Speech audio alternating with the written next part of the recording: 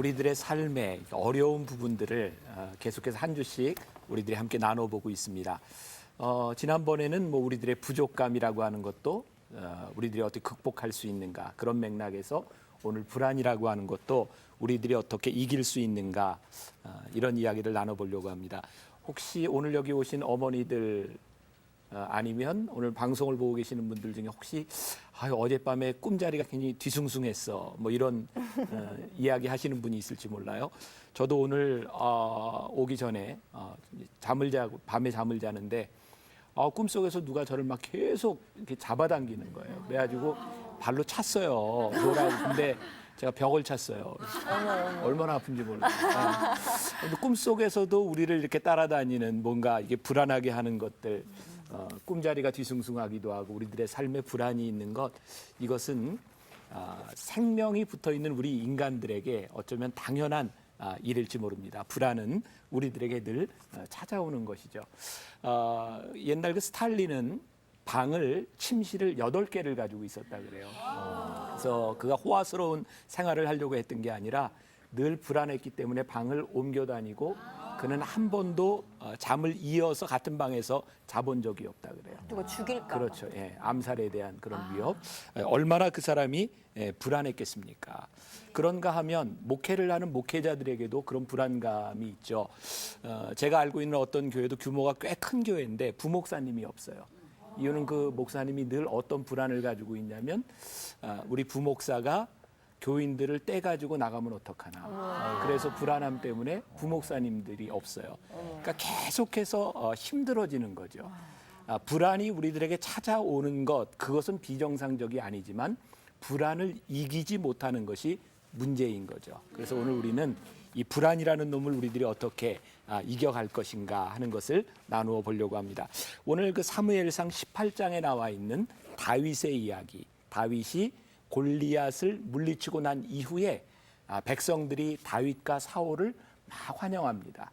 사울 왕은 천천히요, 다윗은 만만이라. 그때에 사울 왕에게 불안이 찾아와요.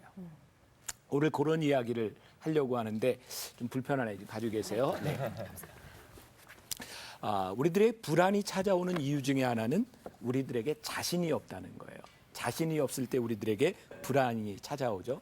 사실 내가 자신 없다라고 하는 것, 내가 생각하는 나와 다른 사람이 생각하는 나, 하나님이 생각하는 나가 틀릴 것 같아요. 우리 선혁 씨 같은 경우에는 뭐 내가 듣기로는 엄친아로, 그렇죠. 또 이렇게 너무 잘생겼잖아요. 스스로 얼마나 자신감이 있으세요? 머리도 되게 좋고. 불안해졌어. 갑자기 불안해져요? 네. 우리가 보기에는 굉장히 모자라는 게 없을 것 같은, 너무 잘생겼잖아요. 네. 그리고 공부도 잘하고. 그런데 본인에게 있는 뭔가는 우리가 몰라요. 근데 남들은 안 그렇다고 생각하는데 내가 생각하는 나, 그것이 우리들에겐 더 큰 문제일지 몰라요. 오늘 사울 왕에게 문제가 뭐냐 보세요. 백성들이 다윗과 사울을 이렇게 환영합니다. 다윗은 만만이고 사울은 천천. 숫자적으로 볼 때는 다윗을 더 높인 것 같지만 사실 그렇지 않아요. 당시 그 근동 지방의 문서들에 보면 천천만만이라고 하는 것은 숫자의 개념이 아니라 그냥 만이라고 하는 얘기예요. 그리고 먼저 사울 왕은, 그리고 다윗은 이렇게 표현했던 걸로 보면 사울에 집중돼 있고요. 그리고 성경에 보면 사울은 천천, 다윗은 만만이라고 했지만 마지막에 가서 보면 사람들이 사울 왕을 환영하며, 그러니까 왕에게 집중되어 있어요. 다윗은 골리앗과 싸워 이겼지만 누구의 부하예요? 사울 왕의 부하예요. 결국 전쟁의 승리는 누구에게 있어요? 사울 왕에 있어요. 그런데 이 모든 영광이 사울 왕에게 돌려지고 있는데 사울 왕이 불안한 거예요. 왜냐하면 그가 생각하기에 사람들이 나보다 다윗을 더 높이 생각한다고 자기가 생각한 거죠.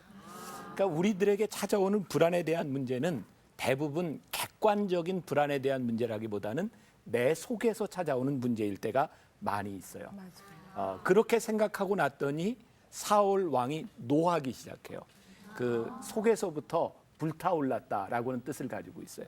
불안이 찾아오니까 노하고 불타오르고, 그럼 우리들이 흔히 뚜껑이 열리게 되죠. 불안이 찾아오면 이제 모든 것들이 비정상적으로 움직이기 시작해요.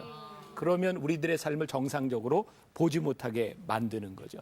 그래서 이 불안이 참 무서운 것은 객관적인 사실이 아닌 내가 생각하는 나, 편견에 휩싸인 나로 인하여 모든 것들이 뒤죽박죽 될 수밖에 없다는 거죠. 자, 불안한 이유. 다윗도 역시 불안함을 경험해요. 우리가 흔히 신앙의 위대한 사람들을 생각하면 승리한 것을 생각하지만 그 승리라고 하는 건 뭔가요? 무엇을 이겼다는 거죠. 그러니까 승리한 사람의 승리가 중요한 것이 아니라 무엇을 이겼는가가 중요하죠. 다윗도 그의 삶에서 불안함을 많이 경험합니다. 근데 다윗은 불안할 때 시편 42편 5절에 보면 우리가 잘 아는 말씀인데요. 내 영혼아 내가 어찌하여 낙심하며 어찌하여 내 속에서 불안해하는가. 너는 하나님께 소망을 두라. 그가 나타나 도우심으로 말미암아 내가 여전히 찬송하리로다. 다윗은 불안이 찾아왔을 때 자기 속에 있는 영혼에게 이야기합니다. 내 영혼아 내가 왜 불안해하는고. 너는 하나님을 바라보고 내 소망을 하나님께 두라고 이야기합니다.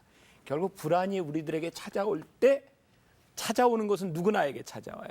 우리들이 어디에 시선을 두느냐라고 하는 것이 불안을 이기느냐 불안을 이기지 못하느냐에 대한 문제죠.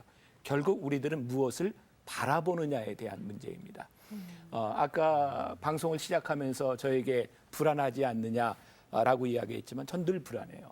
설교할 때 사람들이 그런 이야기를 해요. 목사님은 어떻게 그렇게 설교를 다 외워서 할 수 있습니까? 왜냐하면 방송에 나가는 건 제가 보통 세 번째, 네 번째 설교가 나가니까 외워질 때 나가죠. 근데 사람들은 그 전 과정을 몰라요. 저는 그 설교를 할 때마다 늘 아침에 새벽에 일어나서 원고를 붙들고 기도해요. 이유가 뭐냐면 너무 떨리기 때문에 그래요. 근데 저는 하나님께 그런 기도하거든요. 하나님, 제가 말씀을 전할 때 떨림이 사라지면 이 강단을 내려올 수 있는 용기를 주세요. 사실 불안함 때문에 하나님을 의지할 수 있고 하나님을 의지하기 때문에 제가 여기 설 수 있는 거죠. 오늘도 저는 여기 오면서 제가 만든 원고지만 또 차 안에서 계속 보면서 와요. 왜? 내가 그만큼 연약한 존재이기 때문이죠. 연약한 존재에게 찾아오는 것은 불안함입니다. 그러나 불안이 불안으로 끝나면 우리들이 불행할지 모르지만 불안함 가운데서 하나님을 바라볼 때 우리들에게 소망이 생겨요. 하나님이 나를 붙잡아 주시지. 하나님이 나와 함께 하시지. 우리 여기 아나운서나 뭐 연기자들이나 제일 힘들어하는 게 뭐냐면 악성 댓글이에요. 그런 거 경험해 보셨어요? 네. 악성 댓글을 보면 기분이 뚜껑이 열리죠. 자, 잘 생각해 봅시다. 악성 댓글은 다른 사람의 평가예요. 사실 나의 진짜 내 모습이 아닐 수 있죠. 다른 사람이 나를 평가해요. 근데 사람들은 늘 어디에 예민하냐면 다른 사람이 나를 어떻게 보느냐에 예민합니다. 엄청. 네. 누구나 마찬가지일 것 같아요. 그런데 정작 중요한 것은 사람들이 나를 어떻게 보느냐보다 하나님이 나를 어떻게 보느냐인데 우리들이 이걸 머릿속에서는 아는데 이게 우리들의 삶에 잘 적용이 되지 않는 거죠. 그래서 계속 우리들이 하나님을 믿는다고 하면서도 우리는 계속 사람들에게 의존하고 이렇게 살아가죠. 제가 예전에 신문에서 그런 글을 봤는데 개그맨 왕비호 아세요? 네. 왕비호가 예전에 나와서 늘 유명한 연예인들을 막 이렇게 뭐라 그러죠? 디스했죠. 네. 디스 아시네. 근데 동방신기를 한참 이렇게 막 디스했을 때 그 왕비호 씨가 그 신문에 그런 글을 썼어요. 어떤 여고생 팬으로부터 편지를 받았대요. 이런 내용이었대요. 다음부터는 동방신기를 나쁘게 얘기하지 마세요. 좋은 말로 부탁해요. 그리고 과자를 예쁘게 이렇게 포장을 해서 보내왔는데 과자를 못 먹고 버렸대요. 불안해서. 독이라도 우리들이 이 불안이라고 하는 거 이상하죠. 이 불안이 찾아오면요 먹기도 힘들어지고요 불안해지기 시작하면 모든 것들이 무서워지기 시작합니다. 그래서 우리 신앙인들에게 제일 중요한 것은 늘 하나님 앞에 서는 시간들이 우리들에게 참 중요한 것 같아요. 저도 목사고 저희 교회 교인도 꽤 많거든요. 우리 교인들이 저를 좋아하기만 할까요? 그렇지 않거든요. 모든 것이 마음에 들까요? 그렇지 않아요. 뒤에서 저에 대해서 얼마든지 이야기할 수 있어요. 거기에 불안하면 목회를 못할 것 같아요. 제가 어느 날 하나님 앞에 그런 기도를 했어요. 하나님, 제가 목회를 하는 동안 사람들의 평가에 움직이는 사람이 아니라 하나님의 말씀에 움직일 수 있는 사람이 되게 해주세요. 제가 그 마음을 가지면서부터 제 마음에 평안이 찾아오기 시작했어요. 저는 만나교회 목회를 하면서 교회를 언제 떠날까? 뭐 그런 생각도 참 많이 했었어요. 왜? 사람들이 뭐라고 이야기하면. 그런데 제가 깨닫게 된 게 있어요. 목회자는 하나님의 말씀을 따라 움직이는 것이 목회자다. 이게 목회자에 가면 해당되는 것일까요? 여러분들에게도 마찬가지예요. 아무리 남이 나를 헐뜯고 남이 나를 낮게 얘기한다 할지라도 하나님 앞에 소명을 가지고 있는 우리들이 하나님을 바라볼 때 우리들이 불안감을 이길 수 있는 거죠. 사무엘상 18장 9절에 보니까 아까 얘기했던 사울왕은 천천히요 다윗은 만만이다라고 하는 이야기를 한 다음에 그날 후로 사울이 다윗을 주목해 보았다라고 이야기를 해요. 평소에는 다윗이 그냥 자기 군사 중에 하나였을 뿐이었는데 그날부터 주목해 보기 시작해요. 왜? 불안이 찾아온 다음부터. 그 다음부터 정말 이 사울은 뚜껑이 확 열려서 어떻게 하면 다윗을 죽일까 생각하죠. 그래서 여러 가지 전략을 짜기도 합니다.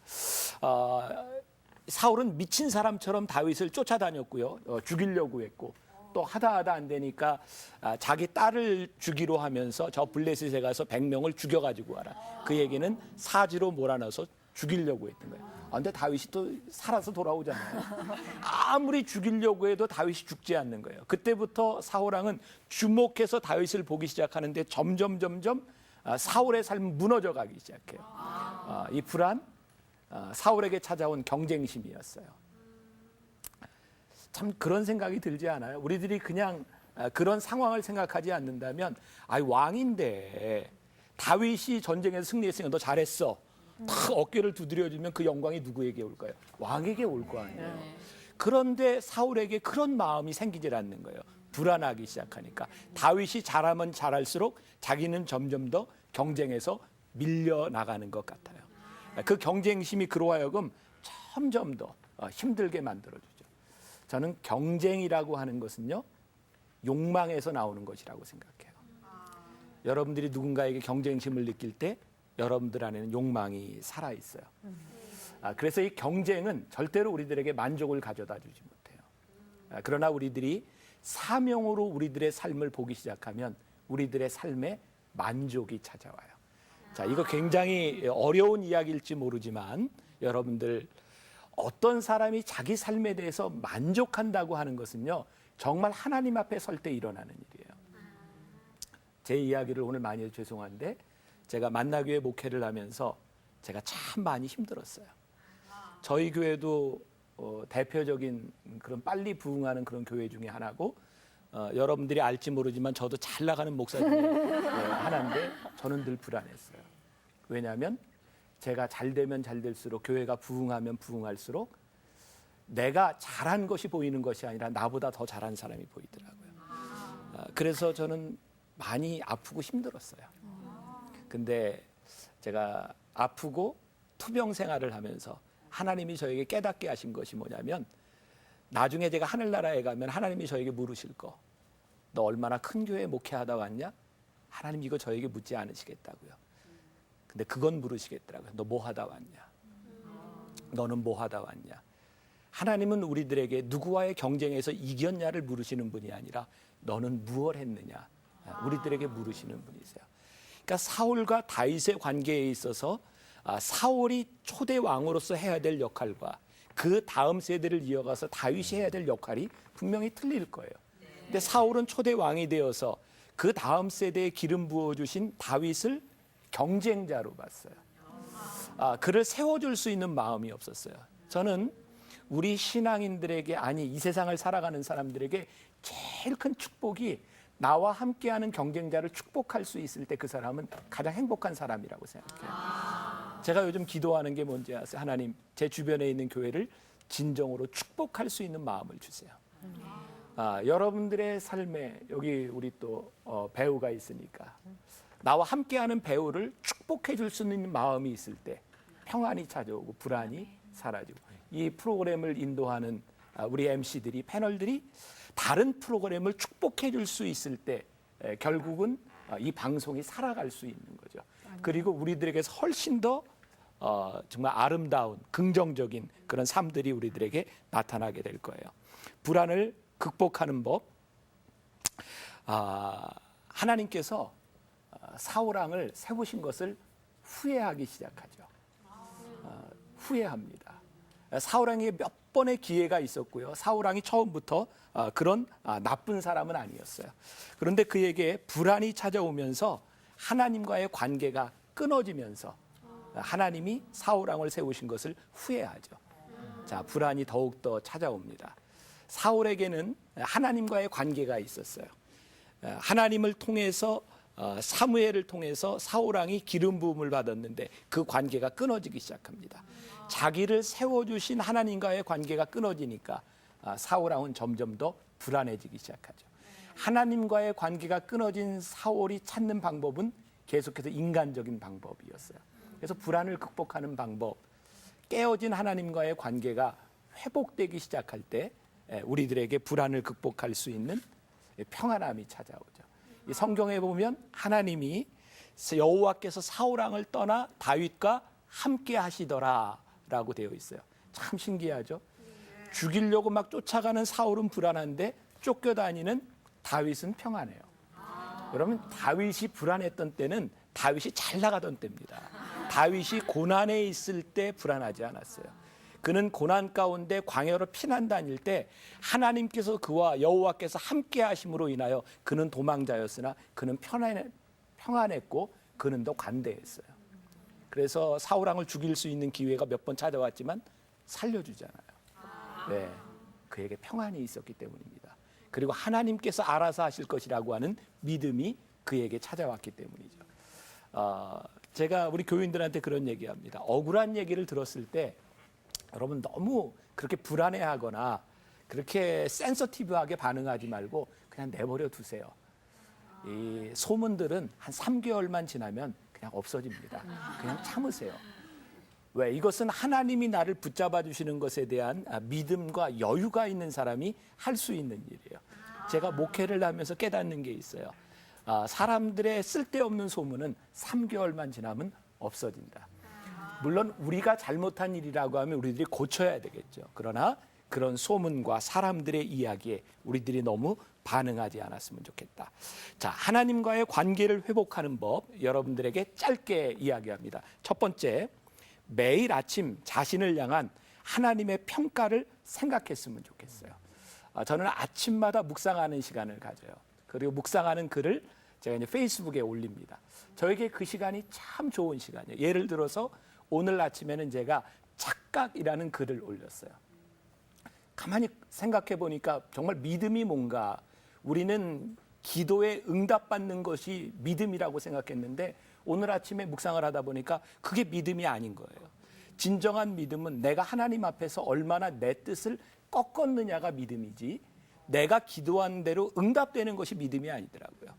어린아이가 응석을 부려서 응답받는 것, 그것이 믿음이 아니라 하나님 앞에서 내 뜻을 몇 번이나 꺾었는가, 그것이 믿음이구나. 그래서 오늘 아침에는 그런 글을 쓴 거예요. 하나님, 요번 한 주간 제가 하나님 앞에서 몇 번이나 내 뜻을 꺾을 수 있을까요?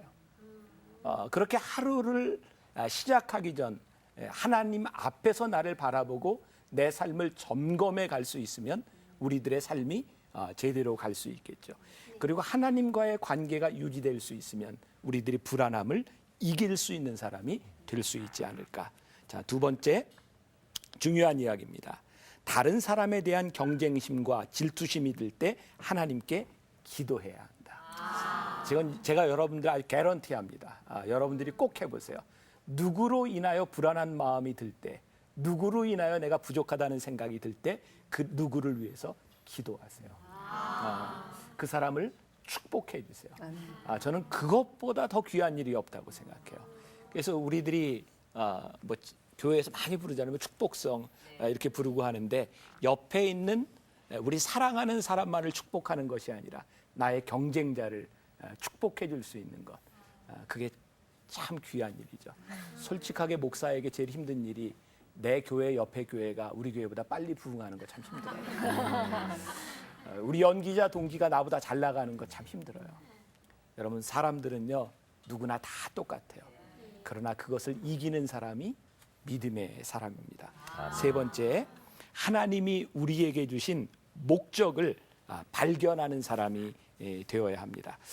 하나님이 나에게 주신 내 사명과 내 목적은 무엇일까? 그러면서요 저에게 찾아오는 것이 있어요. 하나님은 모든 사람들에게 똑같은 달란트를 주신 것은 아니구나. 저는 이전에 제가 은혜를 받기 전에 나보다 달란트를 많이 가진 사람을 보면 참 부러워했어요. 그런데 어느 날 하나님이 저에게 깨닫게 하신 것이 뭐냐면 내가 갖지 못한 것을 가진 사람과 같이 하는 것이 축복이다. 그것이 얼마나 큰 축복이에요. 예를 들어서요, 그 큰 별장을 가진 사람들 너무 부럽죠. 그렇고 부러워하지 마세요. 별장을 가진 사람을 친구로 두는 게 훨씬 좋아요. 네, 그 큰 집 가진 사람은 맨날 청소하느라고 힘들어요. 제가 보니까 그 사람을 친구로 두는 사람은 가서 그냥 즐기고 오면 돼요. 우리 주변에 정말 좋은 사람들을 많이 두는 것처럼 큰 축복이 없어요. 그러니까 하나님이 나에게 주신 축복이 무엇인가? 그때부터 저는 브릿지라는 말을 참 좋아해요. 브릿지, 다리. 나는 누구와 누구를 연결해 주는 사람. 그래서 함께 네트워크를 만들고 함께 가는 것. 그것이 우리들에게 얼마나 큰 축복인가. 그래서 내 속에 있는 내 하나님, 나를 향한 하나님의 목적을 아는 사람들은 누군가를 축복해주고 또 함께 할 수 있는 사람이 되는 거죠. 자, 네 번째, 하나님과 친밀한 관계를 유지하는 방법에 우선순위를 두라. 하나님과 친밀한 관계를 유지하는 방법에 우선순위를 두라. 친밀함이라고 하는 것은 어떻게 찾아올까요? 자주 만날수록 찾아오는 거예요. 우리가 뭐 흔히 하는 비유지만 오랜만에 몇 달 만에 몇 년 만에 만난 사람과 전화할 때 전화할 얘기가 없어요. 여보세요. 그래. 반갑네. 그래. 보고 싶네. 그래. 잘 있지? 그래. 그리고 할 말이 없어요. 그런데 늘 통화하는 사람하고는요 시시콜콜 이야기가 다 돼요. 뭐 어제 밥 먹은 이야기, 오늘 점심에 뭐 먹을 거고, 뭐 모든 이야기들이 친밀함이 되는 거죠. 그래서 하나님과의 친밀함을 유지할 수 있는 것은 여러분들의 삶에 중요한 관계의 시간이 필요한 거예요. 그것이 새벽이든 낮이든 밤이든 상관이 없어요. 제가 여러분들에게 불안을 극복하고 하나님과의 친밀함을 유지할 수 있는 것. 자, 결론적으로 마무리를 하죠. 불안, 우리 모두에게 찾아오는 것입니다. 그러나 그 불안을 이기기 위해서 우리들이 할 수 있는 것, 하나님을 바라보세요. 그리고 경쟁하지 마세요.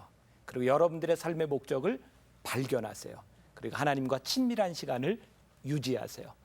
이 방송을 듣고 여러분들의 삶에 찾아오는 불안에 넘어지는 사람이 아니라 불안을 이기는 지혜 있는 솔로몬 같은 사람들이 되시기를 간절히 바랍니다. 고맙습니다.